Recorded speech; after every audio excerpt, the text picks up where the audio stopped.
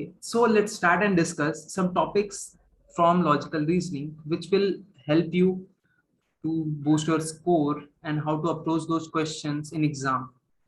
So the topics we will discuss today are puzzles,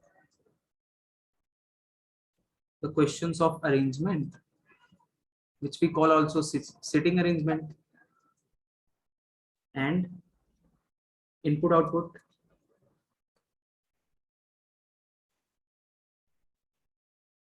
and coding decoding,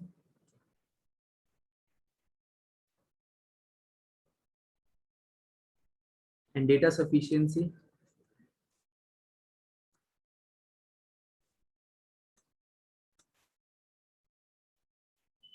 direction sense, and series. If we talk how much more mark they take importance are, if we talk about puzzles in exam, हमारे हिसाब से around 25 to 30 marks का पूछा जाता है puzzles sitting arrangement, और input output 5 marks के लिए आता है, कोडिंग डिकोडिंग 5 मार्क्स के लिए, data sufficiency around 3 to 5 marks के लिए, डायरेक्शन सेंस ये भी 3 to 5 मार्क्स के लिए, और सीरीज भी अराउंड 5 मार्क्स के लिए पूछा जाता है। ठीक है, तो ये हो गई इनके इंपॉर्टेंस कि कौन सा टॉपिक कितने मार्क्स के लिए पूछा जाता है। तो आज हम अप्रोक्सीमेटली 40 to 50 मार्क्स का डिस्कशन करेंगे। So today we won't be solving the questions, we just be talking about the approach, and we also be discussing how to solve these questions. Yeah, so first let's talk about puzzles. So what kind of puzzles are asked in exam? So first type is linear puzzle, जहाँ पे linear arrangement करना होता है। ठीक है, एक line में किसी को बिठाया होता है, कोई इधर देख रहा है कोई उधर देख रहा है, that's it. And second is parallel. Parallel engine में क्या होता है, दो लाइंस हैं, कोई इधर देख रहा है कोई इधर देख रहा है कोई इधर देख रहा है, ऐसे देख रहा है, तो दो हो गए, दो लाइंस में, यानी पैरेलल लाइंस में बैठते हैं दो लोग, अपोजिट डायरेक्शन में कुछ लोग बैठे होते हैं आमने सामने, तो हो गया पैरेलल अरेंजमेंट का क्वेश्चन। फिर आता है ब्लड रिलेशन का क्वेश्चन। तो ब्लड रिलेशन भी हमारा पूछा जाता है इनडायरेक्टली पजल्स के अंदर। ठीक है, डायरेक्ट क्वेश्चंस अब मिलने बंद हो गए हमें सीटी एग्जाम में, लेकिन इनडायरेक्टली ब्लड रिलेशन हमें पजल्स में पूछने को देखने को मिलता है।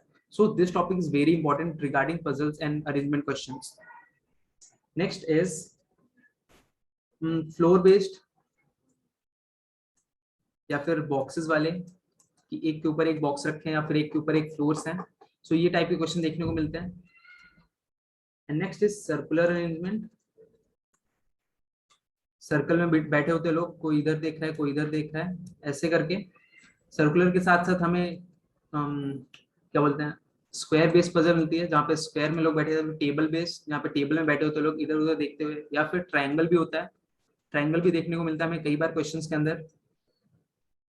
Okay, so one more thing is left, that is day based puzzle. क्या होता है कि कोई किसी दिन को यहाँ जा रहा है कोई किसी दिन को वहां जा रहा है, तो this type of questions are also asked in exam. तो सबसे ज्यादा जो लोगों को प्रॉब्लम क्रिएट करता है, सबसे ज्यादा पूछा था जो टॉपिक से question, that are day based, circular and floor वाला। और ब्लड रिलेशन भी काफी इंपॉर्टेंस रखता है, क्योंकि ये काफी कंफ्यूज करता है लोगों को। जब नॉर्मल ब्लड रिलेशन देखने को मिलता है हमें क्वेश्चन लॉजिक में तो हम कर लेते हैं, लेकिन जब हमें पजल्स के अंदर क्वेश्चन देखने को मिलते हैं तो हम थोड़ा प्रॉब्लम में आ जाते हैं, थोड़ा कंफ्यूज हो जाते हैं। हमें कंफ्यूज नहीं होना है, सिंपली क्या करना है, हम डिस्कस करते हैं कैसे करना है कौन से टॉपिक को। Let's go ahead. Okay, so if we move ahead and let's see this question. Okay, ये क्वेश्चन देखते हैं हम। ठीक, तो ये क्वेश्चन कैसा टाइप का क्वेश्चन है, पहले ओवरव्यू देखना है कि क्वेश्चन किस टाइप का क्वेश्चन और पूछा क्या है, तब जाके क्वेश्चन को अटेम्प्ट करना है। क्योंकि यहाँ पे अराउंड 6 से 7 पजल्स हमें देखने को मिलती है पूरे एग्जाम में, तो हर एक पजल्स को हम अटेम्प्ट कर पाए, हर एक को टाइम दे पाए, ऐसा तो जरूरी नहीं है, ऐसा हो भी नहीं पाता, क्योंकि बहुत सारे क्वेश्चन हमारे पास करने के लिए। सो हर एक पजल को अटेम्प्ट करना इज नॉट अ स्मार्टनेस। ठीक है, तो पहला पजल अगर हम ध्यान से देखें तो यहाँ पे क्या क्या है, 7% अमन बीकू वगैरह वगैरह वगैरह, सबके नाम अगर आप पढ़ते जाओगे तो पढ़ने में टाइम वेस्ट करने वाले हो। तो पहली चीज, सबके नाम एकदम पूरे पूरे पढ़ के टाइम वेस्ट नहीं करना है। अगर एक का भी नाम आप पढ़ रहे हो तो 1 सेकंड वेस्ट कर रहे हो। ठीक है, ऐसे 8 लोग हैं, 7 लोग हैं, तो 7 का नाम पढ़ोगे 7 सेकंड वेस्ट करने वाले हो। तो हर जगह 1-1 सेकंड आपको बचाना है। इसको आप ऐसे पढ़ सकते हो ना, ABCDR ठीक है, ABCD ऐसे लोग बैठे हुए हैं, उनके नाम वैसे भी आप जब ड्रॉ करने वाले हो तो पूरे नाम थोड़ी ना लिखोगे, ABCD करके लिखने वाले हो, तो वहां पे भी टाइम बचाओ जहां आप बचा सकते हो। 7 लोग बैठे हैं, कहाँ पे जा रहे हैं, किसी किसी मंदिर पे जा रहे हैं और उनका अलग अलग डे पे जा रहे हैं, तो इस तरह के क्वेश्चन है। फिर क्वेश्चंस पे एक बार चले जाओ, how many person visit Dinesh and इनवर वगैरह वगैरह क्वेश्चन पूछा है, ऑन विच फॉलोइंग डे ऐसे क्वेश्चन पूछा है। तो आपको क्वेश्चन को देख के समझ में आना चाहिए आपसे क्वेश्चन सॉल्व होने वाला है या नहीं होने वाला। अगर आपसे नहीं सॉल्व होने वाला है और फिर भी अटेम्प्ट कर रहे हो तो आप बेवकूफी कर रहे हो। वहां पे आपको बेवकूफी नहीं करनी है, आपको स्मार्टनेस दिखानी है। अगर आपसे क्वेश्चन सॉल्व होगा तभी उसको टाइम देना है, otherwise you are wasting your time. So be careful about this thing. Okay, so जब हमने क्वेश्चन को देख लिया कि ऐसे ऐसे क्वेश्चन डे बेस पजल है, ठीक है, डे बेस पजल है, तो अगर आपने इस टाइप क्वेश्चन प्रैक्टिस किया है तो आप इसको जरूर अटेम्प्ट करोगे। अदरवाइज क्वेश्चन ज्यादा बड़ा हो रहा है, ज्यादा डिफिकल्ट हो रहा है, डेटा कम है, डेटा कम है तो क्वेश्चन डिफिकल्ट हुआ अगर डेटा बड़ा है इसका मतलब वो सारी चीजें दे ही रहा है ना। ये चीज लोगों को कंफ्यूज करती है कि अगर यहाँ पे छोटा सा डेटा है, ठीक है, छोटा सा डेटा है, इसका मतलब कुछ क्वेश्चन छोटा तो जरूर है लेकिन वो क्वेश्चन डिफिकल्ट हो सकता है। क्यों? क्योंकि छोटा है तो इसका मतलब इन्फॉर्मेशन कम मिलेगी हमें, इन्फॉर्मेशन हमें कम मिलने वाली है, तो हमें ज्यादा चीजें अज्यूम करनी पड़ेगी, है कि नहीं। अगर हम क्वेश्चन को अज्यूम करेंगे तो हमें दिमाग लगेगा, ज्यादा टाइम ज्यादा लगने वाला है। तो आप बड़ा क्वेश्चन देख के डरिए नहीं, क्योंकि अगर क्वेश्चन बड़ा है तो इन्फॉर्मेशन भी ज्यादा देगा ना। अगर इन्फॉर्मेशन ज्यादा देगा तो हमें दिमाग कम लगाना पड़ेगा, राइट। सो इस चीज की स्मार्टनेस दिखाइए कि अगर इन्फॉर्मेशन ज्यादा है तो इसका मतलब वो हमारे लिए अच्छा है, हम उसको कम टाइम में सॉल्व कर सकते हैं। So be attentive about this thing. ठीक है, हम सारी इन्फॉर्मेशन को पढ़ेंगे, फिर क्वेश्चन पे आएंगे, क्वेश्चन को सॉल्व करेंगे। So this is the main thing about puzzle. तो ये सिंपल है, डे बेस्ड पजल है। क्या करना है, एक टेबल बनानी है, संडे मंडे ट्यूसडे वेडनेसडे लिखना है, कौन से मंदिर पे कौन जा रहा है, किस डे पे जा रहा है, वो चीजें हमें ड्रॉ करते हुए चले जाना है, फिर उसके बाद फटाफट आंसर करते जाना है। तो these type of puzzles, day based की puzzle 7 minute max to max लेनी चाहिए, उससे ज्यादा नहीं लेनी चाहिए। ठीक है, 5 मिनट में होता है तो बहुत अच्छी बात है, लेकिन 7 मिनट मैक्स टू मैक्स, इससे ज्यादा टाइम नहीं देना है इस पर्टिकुलर टाइप ऑफ पजल्स को। Any doubt till here?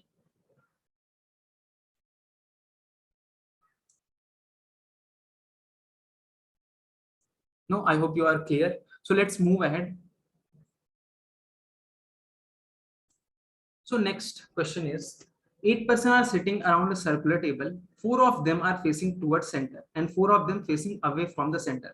तो जब भी हमें सर्कुलर पजल देखने को मिलती है और कुछ लोग अंदर देख रहे हैं और कुछ लोग बाहर देख रहे हैं, तो इस टाइम भी लोगों को कंफ्यूजन हो जाता है कि भाई कुछ बाहर देख कुछ अंदर देख, तो कंफ्यूजन। अगर सब एक साथ अंदर ही देख रहे हैं तो लोग बहुत बहुत खुश होते हैं, भाई हाँ सब अंदर देख रहे हैं, दैट्स बेस्ट। लेकिन कंफ्यूज नहीं होना है, भले ही थोड़ा सा 1 मिनट ज्यादा लेने वाले, लेकिन क्वेश्चन सॉल्व हो सकता है, क्योंकि सारी इन्फॉर्मेशन अगर गिवन है तो क्वेश्चन सॉल्व हो सकता है। Let's say come on question कि क्वेश्चन किस टाइप पूछे हैं। अगर क्वेश्चन घुमा के पूछा है तो हमें पता चल जाएगा हाँ टाइम ज्यादा लेने वाला है। First read question, that is G likes which of the following colours. ठीक है, जी को कौन सा कलर पसंद है, इसका मतलब क्वेश्चन में क्या पूछा है, वो एक पर्सन है, उनके फेवरेट कलर्स क्या है उन बारे में क्वेश्चन है। हमने क्वेश्चन से समझ लिया किस टाइप का इंफॉर्मेशन हो सकता है। ठीक है, next, who among the following likes green colour, इनमें से ग्रीन कलर किसको पसंद है। अभी 2 क्वेश्चन सिर्फ कलर्स पे पूछे गए, इसका मतलब ज्यादा सॉल्व नहीं करना पड़ेगा क्योंकि कलर से रिलेटेड ही है और इंसान के नाम होंगे ABCD करके कुछ भी। फिर आगे कहते हैं, who among the following third left, ठीक है, सिटिंग अरेंजमेंट की बात है कि कौन कहाँ पे बैठा है, ऐसा बात कर रहा है। Next, how many persons are sitting between D and the one who like magenta colour. ठीक है, फिर से वही कलर वाला बात है, तो मतलब सिर्फ 2 टाइप का डेटा है, एक पर्सन है और कलर है। ठीक है, अगर जितने एलिमेंट्स होते जाएंगे, पर्सन होगा, कलर होगा, प्लेस होगा, डे होगा, अगर इंक्रीज करता जाएगा, फ्लोर होगा, तो जितने सारे कंपोनेंट्स इंक्रीज होंगे उतना ज्यादा टाइम लगने वाला है। लेकिन यहाँ पे सिर्फ 2 कंपोनेंट्स है, पर्सन और कलर, 2 कंपोनेंट्स है, तो मतलब ये क्वेश्चन आसानी से सॉल्व होगा। हम इसको टाइम दे सकते हैं, 6-7 मिनट दे सकते हैं इस टाइप क्वेश्चन को। तो ऐसे क्वेश्चन सेलेक्ट करने हैं जो कम कम टाइम लेने वाले। ठीक है, अगर कंपोनेंट्स बढ़ते जाएंगे, इस चीज पे हमेशा ध्यान रखो, जितने ज्यादा कंपोनेंट्स उतना ज्यादा टाइम लेगा। क्योंकि अगर एक को हमने अरेंज कर दिया, पर्सन को पहले अरेंज किया, फिर कलर को अरेंज किया, अब बात करें प्लेसेस की बात करें, तो प्लेसेस को भी अरेंज करने में टाइम लगेगा ना, थोड़ा सा 1 मिनट 2 मिनट। तो B careful about this thing also, कि अब जब हम कितने कंपोनेंट्स पूछ रहे हैं क्वेश्चन में, वो भी ध्यान जरूर रखना है। ठीक है, और सबसे बड़ी बात, जब भी हम क्वेश्चन को रीड कर रहे हैं या फिर अगर हमने थोड़ा सा भी सॉल्व करना चालू किया, अगर आपका 2 मिनट के अंदर 30 to 40% आपने डेटा नहीं पढ़ लिया, समझ लिया, एनालाइज कर लिया, उसको इंप्लीमेंट नहीं कर लिया, उसको ड्रॉ नहीं कर लिया, अगर इतना आप नहीं कर पा रहे हैं तो आप क्वेश्चन आगे भी नहीं कर पाएंगे। क्योंकि अगर 2 मिनट के अंदर आपको 30% भी डेटा नहीं समझ में आ रहा है तो आप आगे कितना कर पाओगे? Are you getting this point? अगर आप 2 मिनट के अंदर 30% भी डेटा एनालाइज एंड समझ नहीं पा रहे हो तो आगे आपसे क्वेश्चन नहीं हो पाएगा टाइम लिमिट के अंदर। आप आधे घंटे में तो क्वेश्चन कर ही लोगे, वो बात ही नहीं है यहाँ पे। बात ये कि आप कितने कम टाइम में क्वेश्चन को करना है आपको, क्योंकि आप एग्जाम देने बैठे हो, घर पे नहीं सॉल्व कर रहे हो। So be careful about this thing also. 2 minute में एटलीस्ट 30% डेटा समझ के कर लो। इससे ज्यादा एक्सीड होता है तो you should leave this question. ठीक है, okay, now let's go ahead and talk about other type of puzzle. ठीक है, अगर अब अदर टाइप की हम बात करते हैं, ठीक है, अगर हम अदर टाइप की बात करते हैं, लेट्स से अगर हमारे पास लेट्स से ब्लड रिलेशन की पजल आती है हमारे पास, ठीक है, अगर ब्लड रिलेशन की पजल आती है तो क्या क्या इन्फॉर्मेशन मिलेगी? उसमें पर्सन रहेंगे, उसका रिलेशन रहेगा कि कौन किस पर्सन से क्या रिलेट करता है, और कौन कहाँ पे बैठा है, मतलब कौन कहाँ पे सिट कर रहा है। मतलब यहाँ पे दो कंपोनेंट्स हैं, पर्सन और रिलेशन। अगर ऐसे क्वेश्चन है तो उसको आप जरूर अटेम्प्ट करेंगे। इसको कैसे करेंगे? पहले कौन पर्सन किससे क्या रिलेट कर रहा है उसका फैमिली ट्री ड्रॉ करो। क्या ड्रॉ करो? फैमिली ट्री ड्रॉ करो। फर्स्ट स्टेप हमारा होगा इस टाइप के क्वेश्चन के लिए, पहले फैमिली ट्री ड्रॉ करेंगे, फिर उसके बाद हम सबको बिठाएंगे कौन कहाँ पे बैठा है। तो फर्स्ट स्टेप हमारा होगा फैमिली ट्री ड्रॉ करना, सेकंड स्टेप होगा उनको बिठाना। अगर इतना दिया है तो अच्छी बात है, अगर इससे ज्यादा देता है कि किसको किसी को क्या पसंद है, किसी का क्या फेवरेट है, वो एक कंपोनेंट बढ़ गया, मतलब थोड़ा टाइम और लगेगा। ठीक है, और बोलता है कौन कहाँ पे लिव करता है, किसका रेसिडेंस कहाँ पे है, ये चीजें बता दी, तो मतलब एक स्टेप और आगे चला गया। जितना ज्यादा डेटा बढ़ाता जाएगा वो हमारा टाइम ज्यादा कंज्यूम करेगा।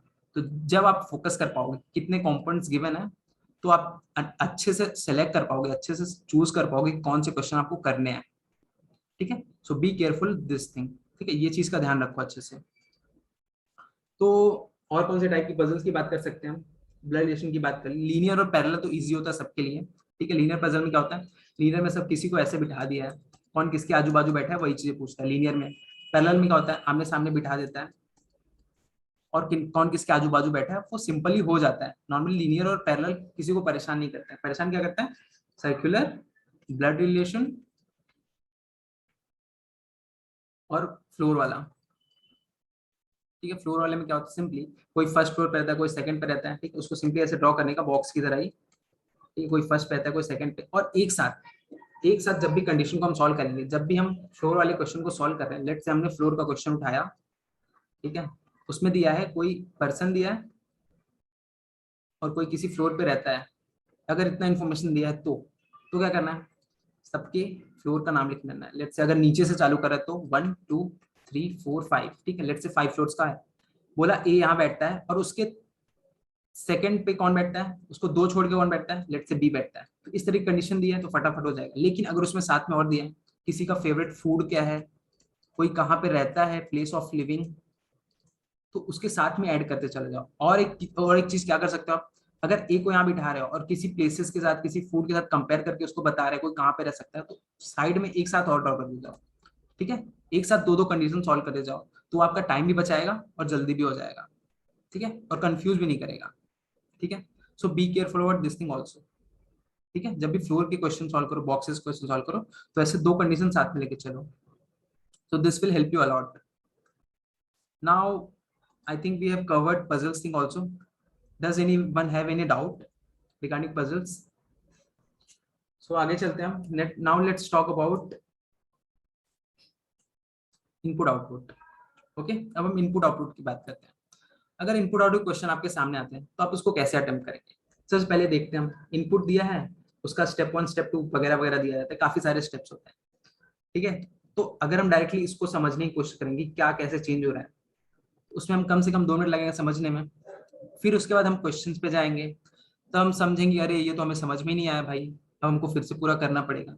फिर कभी कभार मन करता है हम सॉल्व ही नहीं करेंगे उसको, तो हमने क्या किया? अपना टाइम वेस्ट किया।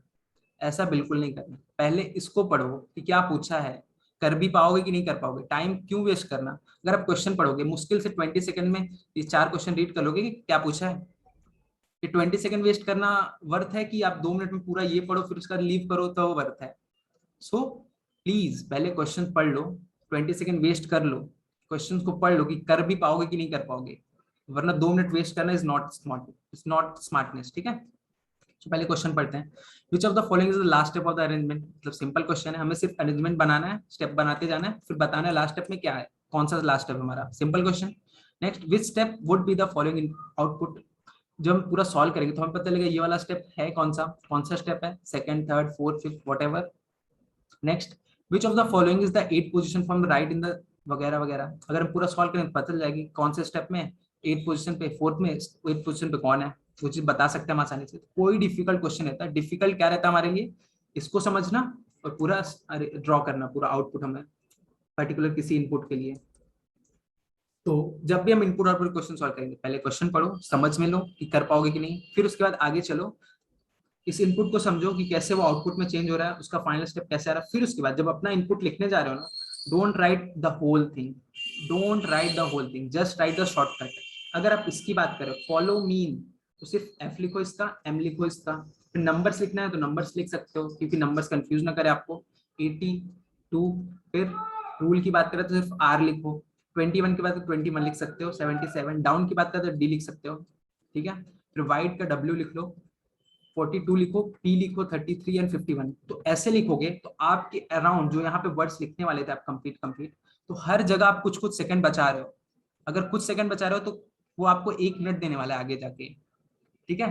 क्योंकि आप हर एक जगह पूरा पूरा लिखोगे, हर एक जगह हर एक स्टेप में पूरा पूरा लिखो, that is going to waste your time. Please don't do that, always write the shortcut, so it will help you a lot and also your save time, ठीक है। अगर आपका टाइम बचता है तो आपके मार्क्स भी मिलने वाले हैं, क्योंकि आप यहाँ टाइम बचाओगे तो दूसरे क्वेश्चन में जाके उस टाइम को दोगे तो वहां पे आपको आंसर मिलने वाला है। So please save time when ever you can, ठीक है। जब भी इनपुट आउटपुट को क्वेश्चन करना है तो शॉर्टकट में लिखो, पहले इसके आउटपुट को समझो, फिर शॉर्टकट में लिखो, फिर सॉल्व करते जाओ, फिर फटाफट आंसर टिक करके आंसर। हमेशा इनपुट आउटपुट क्वेश्चन को max to max 5 to 6 minute देना, इससे ज्यादा नहीं देना, क्योंकि ये वर्थ ही नहीं, तो उससे ज्यादा 5 नंबर देने वाला है ये तुमको, तो 5 से 6 मिनट ज्यादा इस टॉपिक को नहीं देना है। क्लियर? या okay, let's move ahead and discuss another topic. Now we will discuss about coding decoding, ठीक है। तो कोडिंग डिकोडिंग भी थोड़ा सा कंफ्यूज करता है हमको, क्योंकि कई बार हमें कोड समझ में नहीं आता कि पर्टिकुलर कोड है क्या। यहाँ पे एक कोड लैंग्वेज में कुछ लिखा हुआ है, ठीक है। सो detail event year is written as DGOVCST something like that, and ये something like this, and ये like this, and ये like this, ठीक है। अब हमें ये समझना है कि ये कोड क्या रिप्रेजेंट करता है, ये कोड क्या रिप्रेजेंट करता है, ये समझना तो है, लेकिन हम क्या करते हैं, सबसे पहले क्वेश्चन रीड करते हैं, ठीक है, कि क्वेश्चन क्या पूछा है। अगर क्वेश्चन हमें समझ में आता है तब भी हम ये समझेंगे, वरना हम कुछ नहीं समझेंगे, ठीक है। सबसे पहले क्वेश्चन समझेंगे हम। तो पहले क्वेश्चन पे आ जाओ। In the given code what does the code MK stand for, MK है यहाँ पे, एमके है यहाँ पे, एमके यहाँ पे है, तो इस एमके का कोड क्या होगा यहाँ पे वो हमें बताना है, ठीक है। तो पहले क्वेश्चन ये पूछा है। Next question, what is the code for awaited in the given code language, तो अवेटेड का कोड क्या होगा, अवेटेड है यहाँ पे, है कि नहीं है, where is the awaited,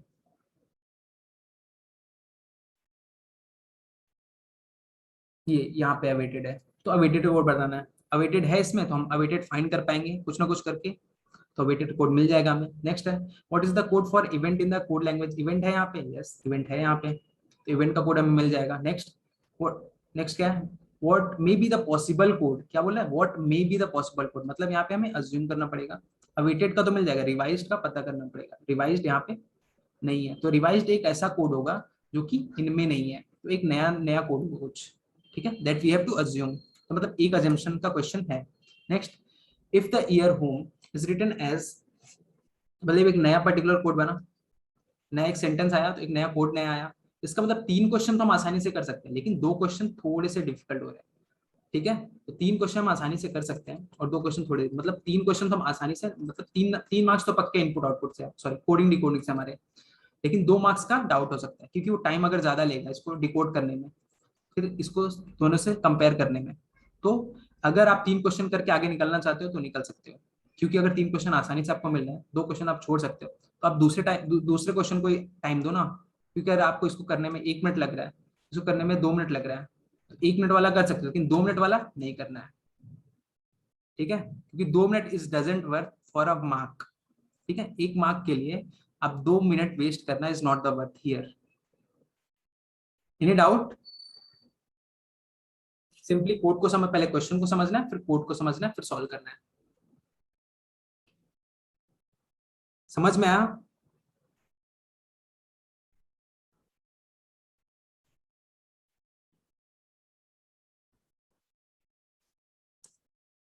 yes, very good. तो कैसे अटेम्प्ट करना है ये हमने क्लियर कर लिया। Let's move ahead and discuss another topic कि हम हमें उसको कैसे अटेम्प्ट करना है। So next is data sufficiency. ये जो क्वेश्चंस होते हैं डेटा सफिशिएंसी के, ये एग्जाम में अराउंड 3 to 5 मार्क्स के लिए पूछे जाते हैं। ठीक है, ये प्रीवियस ईयर पेपर में 3 मार्क्स के लिए पूछा गया था। तो कैसे क्वेश्चन होते हैं, अगर हमने इसको ट्राई किया, डेटा सफिशिएंसी क्या होता है, हमें क्वेश्चन को सॉल्व नहीं करना होता है, जो भी डेटा गिवन है सिर्फ उसको समझना होता है और बताना होता है कि जो इन्फॉर्मेशन है वो उतनी इंपॉर्टेंट है, वो उतनी जरूरी है सॉल्व करने के लिए क्वेश्चन या नहीं। अगर हम पहले क्वेश्चन को पढ़ें, क्या बोला है, who is taller among P Q R S T. ठीक है, इन पांचों लोग में कौन सबसे टॉल होगा। तो पहला डेटा है S is shorter than Q, first information. T is shorter than only T. ठीक है, मतलब किसका डेटा है, इन दोनों का डेटा है और इन दोनों का डेटा है, मतलब 4 लोग का डेटा मिल गया। एक लोग अभी भी गायब है, एक लोग अभी भी गायब है। अब दूसरा वाला पढ़ोगे, Q is taller then only, Q is taller then only S. ठीक है, क्यू क्या है, सिर्फ एस से टॉलर है, मतलब 2 लोग का डेटा यहाँ पे गिवन है। फिर T is taller than P N are.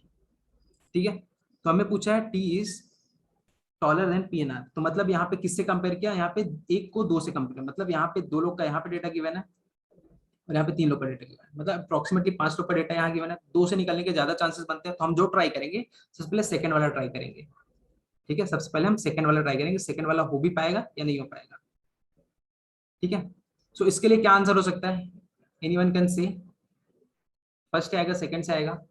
यहाँ पे 4 लोग का डेटा गिवन है और टोटल 5 लोग हैं, तो मतलब एकदम करीब पहुंच चुके हैं। 4 लोग का डेटा गिवन है, सिर्फ एक को थोड़ा अज्यूम करना पड़ेगा, वो आगे आएगा पीछे आएगा। तो हमें ऐसा लग रहा है सेकंड से, फर्स्ट भी आ सकता है, सेकंड से भी आ सकता है। बस हमें थोड़ा सा ड्रॉ करना है और समझ में आ जाएगा कि दोनों से आंसर आने ही वाला है। इस पर्टिकुलर क्वेश्चन के लिए ऑप्शन है option C, if the data either in statement 1 and second alone are sufficient to answer the question. समझा क्यों ऐसा हुआ, क्योंकि 5 ही लोग हैं टोटल और 4 का तो डेटा पहले में गिवन है और दूसरे में 5 का डेटा गिवन ही गिवन है। तो हम आसानी से सेकंड से सॉल्व कर ही लेंगे, लेकिन फर्स्ट के लिए थोड़ा सा डाउट था कि होगा कि नहीं होगा, वो भी हो ही जाएगा क्योंकि 4 लोग का डेटा गिवन है, एक को आगे पीछे कहीं सेटल करना होगा बीच में, तो वी कैन डू दैट और हम बता पाएंगे आसानी से कि टॉल कौन है।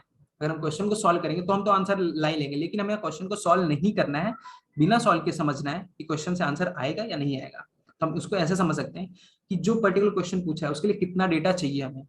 ठीक है, जो पर्टिकुलर क्वेश्चन पूछा है उसके लिए कितना डेटा चाहिए हमें, that is the main thing. वो अगर हम एनालाइज कर पा रहे हैं तो हम क्वेश्चन को आसानी से सॉल्व कर सकते हैं। Let's see the second question, कि सेकंड क्वेश्चन में क्या पूछा है, what is the distance between P and Q. ठीक है, पी और के बीच, क्यू के बीच में डिस्टेंस कितना है। ऑप्शंस देखते हैं, point R, point R is 10 metre west of point P, point S is 10 metre north of point P. ठीक है, पी और क्यू का पूछा है, यहाँ पे पी और क्यू के बारे में पूछा है और इसमें क्यू की बात ही नहीं की है, इसमें क्यू की बात ही नहीं की है, मतलब ही नहीं बनता है पहले से करने का। सेकंड की बात करते हैं, point Q is 10 metre east of R, यहाँ पे क्यू और आर की बात कर रहा है, पी की बात यहाँ पे किया ही नहीं है और सेकंड में पी की बात नहीं कर रहा है। तो दोनों अगर हम साथ में मिला के सॉल्व करेंगे तब शायद आंसर आ सकता है, लेकिन अलग अलग करने पे तो बिल्कुल नहीं आने वाला है। ठीक है, तो इसका मतलब ऑप्शन एलिमिनेट कर सकते हैं, ये गया, ये गया, ये भी गया, तो डी या फिर ई में से होने वाला है, या तो डी होगा या तो ई होगा। तो हम यहाँ पे अगर हम पूरा सॉल्व करेंगे तब जाके हमें आंसर मिलेगा, या तो डी या तो ई। अगर हम ऐसे माना चाहे, तुक्का माना चाहे, तो क्या कर सकते हैं, या तो ई या तो डी, इनमें से एक तुक्का मार सकते हैं। अगर हमारे पास टाइम कम है तो हमें ऐसा करना पड़ सकता है। ठीक है, तो मोस्ट ऑफ द केसेस में हमें दोनों मिला के आंसर आ सकता है। क्यों, क्यों ऐसा हो सकता है, क्योंकि यहाँ पे आर की डेटा गिवन है, पी का डेटा गिवन है, एस का डेटा गिवन है, और यहाँ पे क्यू आर एस, यहाँ पे 3 का डेटा गिवन है, यहाँ पे 3 का डेटा गिवन है, तो 3 का यहाँ, 3 का यहाँ, तो अप्रोक्सीमेटली हम करीब करीब पहुंच रहे हैं कि पी और क्यू में कितना डिस्टेंस डिस्टेंस होने वाला है। तो we can find the answer from both, हम दोनों को साथ लाएंगे तो हमारा आंसर आ जाएगा, इसका आंसर होगा ऑप्शन डी। ठीक है, हमें डेटा से एनालाइज करना है कि अगर हमारे पास डेटा मिल ही रहा है दोनों को मिलाने के बाद तो आंसर आ ही जाएगा। Okay, clear?